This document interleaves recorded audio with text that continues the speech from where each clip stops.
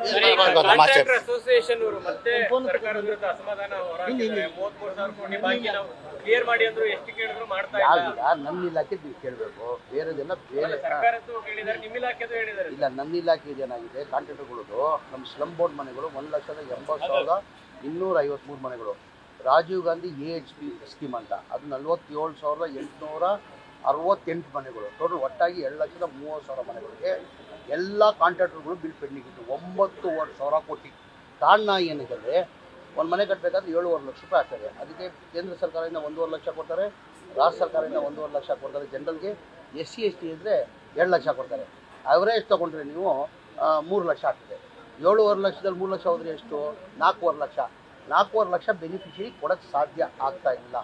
ಆ ಕಾರಣಕ್ಕೆ ನಾನೇನು ಮಾಡಿದೆ, ಮುಖ್ಯಮಂತ್ರಿ ಗಮನಕ್ಕೆ ತಂದೆ. ನಾನು ಸರ್ ಬಡವ್ರು ದುಡ್ಡು ಕೊಡೋಕ್ಕೆ ಸಾಧ್ಯ ಆಗಲ್ಲ, ನಾವು ಸರ್ಕಾರ ವತಿಯಿಂದನೇ ಈ ಮನೆಗಳು ಕಟ್ಕೊಡ್ಬೇಕಾಗ್ತದೆ ಅಂತ ಹೇಳ್ಬಿಟ್ಟು ಮನೆ ಮುಖ್ಯಮಂತ್ರಿ ಗಮನಕ್ಕೆ ತಂದು ಮನೆ ಮುಖ್ಯಮಂತ್ರಿಗಳು 2-3 ರಿವ್ಯೂ ಮೀಟಿಂಗ್ ಮಾಡಿಬಿಟ್ಟು ನೀನು ಹೇಳ್ತಾರ ಸತ್ಯ ಹಾಕೋಣ, ಈ ಬಡವ್ರು ದುಡ್ಡು ಕೊಡೋಕ್ಕೆ ಸಾಧ್ಯ ಆಗಲ್ಲ, ಸರ್ಕಾರ ವತಿಯಿಂದ ನಾವೇ ಕೊಟ್ಟು ಮನೆಗಳು ಕಂಪ್ಲೀಟ್ ಮಾಡುವಂಥ ಹೋದ ವರ್ಷದಲ್ಲಿ 2024 ಫೆಬ್ರವರಿಯಲ್ಲಿ ಕ್ಯಾಬಿನೆಟಲ್ಲಿ ತಂದು ಅಪ್ರೂವ್ ಮಾಡಿ 500 ಕೋಟಿ ಬಿಡುಗಡೆ ಮಾಡಿದ ಕಾರಣಕ್ಕೆ 36,789 ಮನೆಗಳು ಕೊಟ್ವಿ.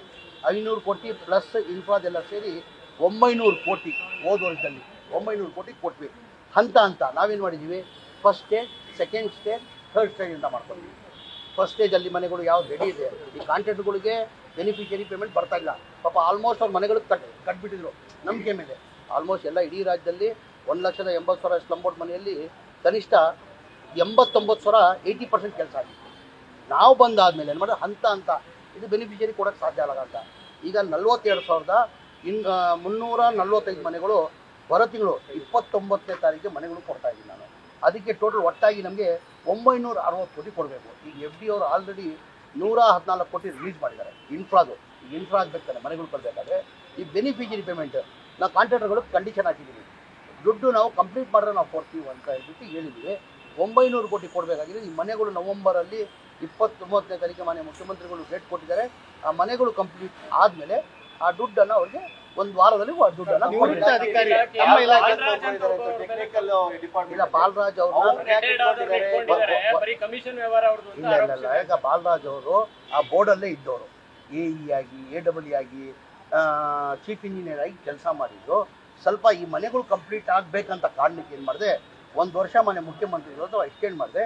ಈ ವಾರದಲ್ಲಿ ಅವ್ರು ತೆಗಿತಾ ಇದ್ದೀವಿ ಬಾಲರಾಜನ್ನ. 1 ವರ್ಷ ಕಂಪ್ಲೀಟ್ ಆಯಿತು. ಮೋಸ್ಟ್ ಪ್ರಾಬ್ಲಿ ಈ ವಾರ ಕಂಪ್ಲೀಟ್. ಏನಂದರೆ ಇಲ್ಲ ಇರ್ಬೋದು. ಅದಕ್ಕೆ ನನಗೇನಾಗಿದೆ, ಈ ಮನೆಗಳು ಕೊಡಬೇಕಾಗಿತ್ತು. ಈ ಮನೆಗಳು ಮಾಹಿತಿ ಅವ್ರ 100% ಮಾಹಿತಿ ಬಾಲರಾಜ್ ತವ ಇತ್ತು. ಆ ಬೋರ್ಡಲ್ಲಿ ಅವ್ರು ಇದ್ದಿದ್ದು ಒಂದು ಬೋರ್ಡ್ ಇದು ಸ್ಲಮ್ ಬೋರ್ಡು. ಈಗ ಬೇರೆಯವ್ರು ತೊಗೊಂಡು ಹಾಕ್ಕೊಂಡ್ರು ಅದಾಗ್ತಾ ಇಲ್ಲ. ಹಾಗಾಗಿ ಅವ್ರ ಅವಧಿ ಮುಗಿದ್ಮೇಲೆ ನಾವು ಸುಧೀರ್ ಅಂತ ಇದ್ರು, AEE ಅವರು ಸುಧೀರ್ ಅಂತ ಇದ್ರು, ಅವ್ರನ್ನೇ ಈಗ ಚೀಫ್ ಇಂಜಿನಿಯರ್ ಪೋಸ್ಟನ್ನು ಜವಾಬ್ದಾರಿ ಕೊಟ್ಟು ಏನಕ್ಕಂದರೆ ಈ ಮನೆಗಳು ನನ್ನ ಉದ್ದೇಶ ಒಂದೇ, ಈ ಮನೆಗಳು ಬಡವ್ರ ಮನೆಗಳು ಕೊಡಬೇಕು. ಜನ ಬೀದಿನಲ್ಲಿದ್ದಾರೆ ಸರ್, ಈ ಮನೆಗಳು ಕೊಡಬೇಕು ಕಾರಣಕ್ಕೇ ಅವ್ರು ಇಟ್ಕೊಂಡಿದ್ದೆ.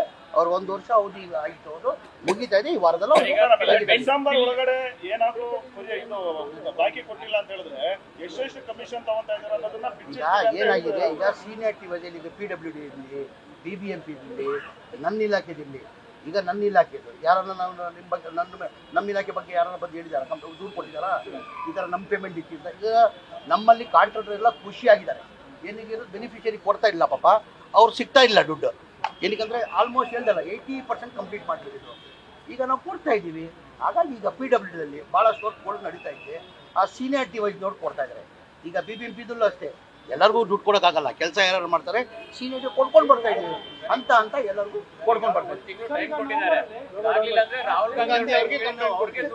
ಆಯಿತು, ನೀವು ಹೇಳಿದ್ರು ನನ್ನ ಗಮನಕ್ಕಿರಲಿಲ್ಲ. ಮನೆ ಮುಖ್ಯಮಂತ್ರಿಗಳಿಗೆ ಗಮನಕ್ಕೆ ನಾನು ತರ್ತೆ. ನನ್ನ ಅನಿಸಿಕೆ ಯಾವುದು ಆ ಥರ ಪೇಮೆಂಟ್ ಯಾವುದು ಕಾಂಟ್ರಾಕ್ಟ್ಗಳು ಸ್ಟಾಪ್ ಆಗಿಲ್ಲ. ನಮ್ಮ ಸರ್ಕಾರ ಬಂದಾದ್ಮೇಲೆ ಇದೇ ಹೇಳ್ತಾರಲ್ಲ, 9,500 ಕೊಟ್ಟಿರಿ. 55,000 60,000 ಕೋಟಿಗಳು ಗ್ಯಾರಂಟಿಗಳು ಗೊತ್ತಿ ನಾವು ಘೋಷಣೆ ಮಾಡಿರಲಿಲ್ಲ. ಚುನಾವಣೆ ಟೈಮಲ್ಲಿ ನಾವೇನು 5 ಗ್ಯಾರಂಟಿಯನ್ನು ಘೋಷಣೆ ಮಾಡಿದ್ವಿ. ನಮ್ಮ ಮನೆಗಳಿಗೆ ಬಡವರಿಗೆ ಫ್ರೀ ಕಟ್ ಕೊಡ್ತೀವಿ ಅಂತ ನಾವು ಘೋಷಣೆ ಮಾಡಿಲ್ಲ. ಬರೀ ಬಡವ್ರ ಬಗ್ಗೆ ಕಾಳಜಿ ಕಾರಣಕ್ಕೆ ಮಾನ್ಯ ಮುಖ್ಯಮಂತ್ರಿ ಸಿದ್ದರಾಮಯ್ಯ ಅವರು ಕೊಡಬೇಕಂತ ತೀರ್ಮಾನ ಮಾಡಿಕೊಟ್ಟಿರೋದು. ಯಾರಿಗೆ ಅನುಕೂಲ ಆಯಿತು? ಕಾಂಟ್ರಾಕ್ಟರ್ಗಳಿಗೆ ತಾನೇ ಅನುಕೂಲ ಆಗಿರೋದು.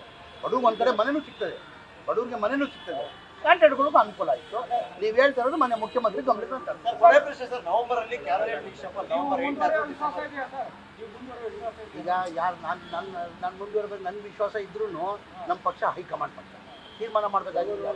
ಹೈಕಮಾಂಡ್ ನಾವೆಲ್ಲ ಹೈಕಮಾಂಡ್ ಅವ್ರು ಹಾಕಿದ ಗೆರೆ ನಾವ್ಯಾರು ದಾಖಲೆ ಬರೀ ಸಂಪುಟ ಪುನರ್ರಚನೆ ಅಥವಾ ಪಕ್ಷ ಏನ್ ಜವಾಬ್ದಾರಿ ಕೊಟ್ಟು ನಿಭಾಯಿಸ್ತೀವಿ.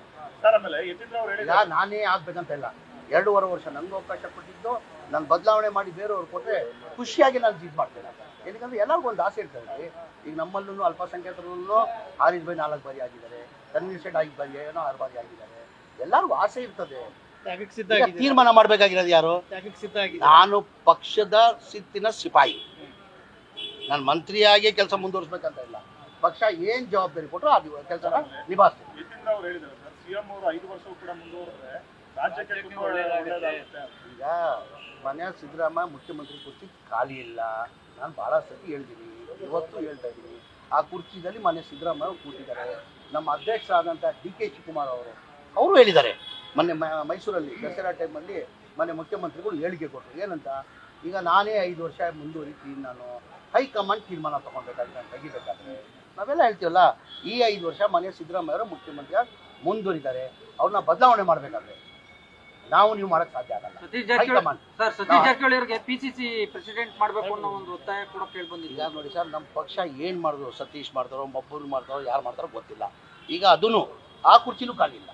ಅಧ್ಯಕ್ಷರ ಕುರ್ಚಿಯಲ್ಲೂ ಮೊನ್ನೆ DK ಶಿವಕುಮಾರ್ ಅವರು ಕೂತಿದ್ದಾರೆ, ಅದು ಖಾಲಿ ಇಲ್ಲ ಸದ್ಯಕ್ಕೆ. ಅದನ್ನು ಸದ್ಯಕ್ಕೆ ಖಾಲಿ ಇಲ್ಲ. ಸರ್ ನಾನು ಹೇಳಿ ಸರ್, ನಾವು ಸಿದ್ದರಾಮಯ್ಯ ಅವ್ರ ಕುರ್ಚಿ ಖಾಲಿ ಇಲ್ಲ, 5 ವರ್ಷ ಅವರೇ ಮುಂದುವರಿತ ಅಂತ ನನ್ನ ಅಭಿಪ್ರಾಯ. ನಾನು ಹೇಳಿದೆ ಅಂದ್ರೆ ನಮ್ಮ ಪಕ್ಷ ಹೈಕಮಾಂಡ್ ಪಕ್ಷ, ನಾವೆಲ್ಲ ಹೈಕಮಾಂಡ್ ಬದ್ಧ. ಅವ್ರು ಗೆರೆ ಹಾಕಿದ್ದು ನಾವು ಯಾರು ದಾಖಲೆ. ಇದರ ನಡುವೆ ಮಲ್ಲಿಕಾರ್ಜುನ್ ಖರ್ಗೆ ಅವರು ಬಂದ್ರೆ ಒಳ್ಳೇದು ಸ್ಟೇಟ್ಗೆ ಅನ್ನುವಂತ ಅಭಿಪ್ರಾಯಗಳಿದೆ. ಮುಖ್ಯಮಂತ್ರಿ ಆಗ್ಬೇಕಂತ ಯಾರಿಗ ಆಸೆ ಇಲ್ಲ? ಯಾರಿಗ ಆಸೆ? ನಿಮ್ಗೆ ಆಸೆ ಇಲ್ವಾ? ಈಗ ನಾನು ನಿನ್ನ ಮುಖ್ಯಮಂತ್ರಿ ಮಾಡಿ ಅಂತ ನಮ್ಮ ಅಭಿಪ್ರಾಯ ಇರ್ಬೋದು. ಆದ್ರೆ ತೀರ್ಮಾನ ಮಾಡೋರು ಯಾರು? ಯಾರು ಬೇಕಾದ್ರೆ ಹೈಕಮಾಂಡ್ ಮಾಡ್ಬೋದು. ನಮ್ಮ ಪಕ್ಷ ಹೈಕಮಾಂಡ್ ಪಕ್ಷ. MLA ಆಗ್ಬೇಕಂತ ಇಲ್ಲ, MLCನೇ ಆಗ್ಬೇಕಂತಲ್ಲ, ಯಾರು ಬೇಕಾದ್ರೆ ಹೈಕಮಾಂಡ್ ಹೇಳೋರು ಯಾರು ಬೇಕಾದ್ರೆ ಅದಕ್ಕೆ ನಾವೆಲ್ಲ ಒಪ್ಕೊಂತೀವಿ. ನಿಮ್ಗೂ ಆಸೆ ಇಲ್ವಾ?